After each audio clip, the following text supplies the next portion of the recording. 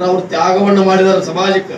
ಇಡೀ ಆಸ್ತಿಯನ್ನು ಕೊಟ್ಟು ಇವತ್ತಿನ ದಿವಸ ಸಾವಿರಾರು ಕೋಟಿ ಏಷ್ಯಾ ಖಂಡದಲ್ಲಿಯೇ KLE ಸಂಸ್ಥೆ ಪ್ರಥಮ ಸಂಸ್ಥೆ. ಯಾವಾಗ ಆಯ್ತದ? ಅವಾಗ ಆ 11 ಮುನಿಗಳು ತ್ಯಾಗ ಮಾಡಿದ ಪ್ರತಿಫಲ ಇವತ್ತೈತಿ. ಅವಾಗ ಇತಿಹಾಸದಾಗ ನಮ್ಮ ಹೆಸರು ಹೋಗ್ಲೇ ಏನಾಗೋದೈತಿ? ಇವರು ಒಂದು ಪಂಚಮಸಾಲಿ ಹೋರಾಟಕ್ಕಾಗಿ ತಮ್ಮ ಅಧಿಕಾರವನ್ನ ಕಳೆದುಕೊಂಡ ಹೆಸರು ಬಂದಿದ್ಲೆ, ಅದಕ್ಕೆ ಅಪಮಾನ ಯಾಕೆ? ಕೆಟ್ಟನ್ಸೋದೇ ಅನ್ಸಮೈತಿ. ಅದಕ್ಕೆ ನಾ ಏನ್ ಮಾಡಿದನು, ಎಲ್ಲಾರು ಸತ್ರ ಸಾಯವ್ರಾಗ ನಾಡ್ ಸೆಪ್ಟಿ ಇದ್ರೆ ಸಾಕಿದ್ರೆ ನಮ್ಮ MLAಗಳು ಮನಸ್ಸೈತಿ ಸರ್. ನಿಮ್ಮೊಂದು ಬರೋದ ಮಾತಾಡೋದಿಲ್ಲ, ನಾ ಒಬ್ಬ ಮಾತಾಡೋ ಏನಿರ್ತದ ಬರೋದು ಅಜ್ಜಾರ ಒಟ್ಟ ಹೋರಾಟ ಮಾಡ್ತೇವೆ. ಹೊರಗೆ ಒಂದು ಅನ್ನೋದ ಅದು ಆಗಿಲ್ಲ ಒಬ್ಬ ಟೆಕ್ನಿಕಲ್ ಅನ್ಸೈತಿ.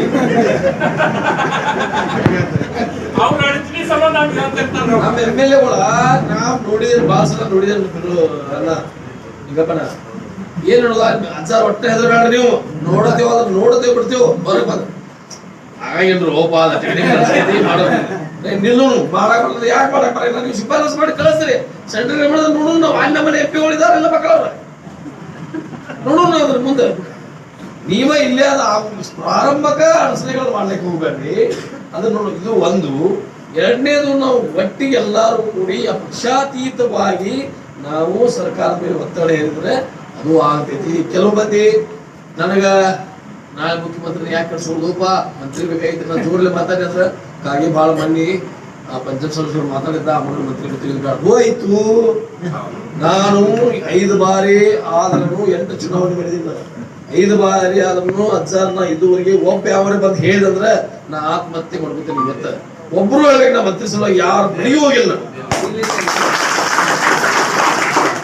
ಈ ಜನರ ಸೇವೆ ಮಾಡುವಂತ ಶಕ್ತಿ 25 ವರ್ಷದಿಂದ ಕೊಟ್ಟಿದಾರಲ್ಲ, ಇದಕ್ಕಿಂತ ಭಾಗ್ಯ ಮತ್ತೊಂದು ಏನೈತ್ರಿ? ಮಂತ್ರಿ ಆದ್ರನ್ನ ಸೇವೆ ಮಾಡ್ಬೇಕಂತ ಏನಿಲ್ಲ.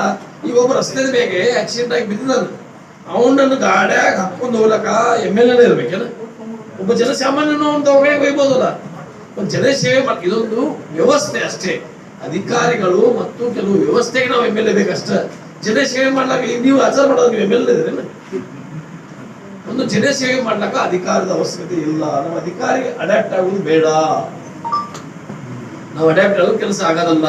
ನಾವು ಯಾವಾಗಲೂ ಎಲ್ಲೋ ಹೇಳ್ತೇನೆ ಆಗೋದು ಸರ್ ಆತಂದ್ರೆ ನಾನು ಯಾವಾಗಲೂ ನಮಗೆ ನಾನು ಧರ್ಮ್ ಸಿಂಗ್ ಅವರು ನಾನು ಅಪೋಸಿಷನ್ದಾಗವ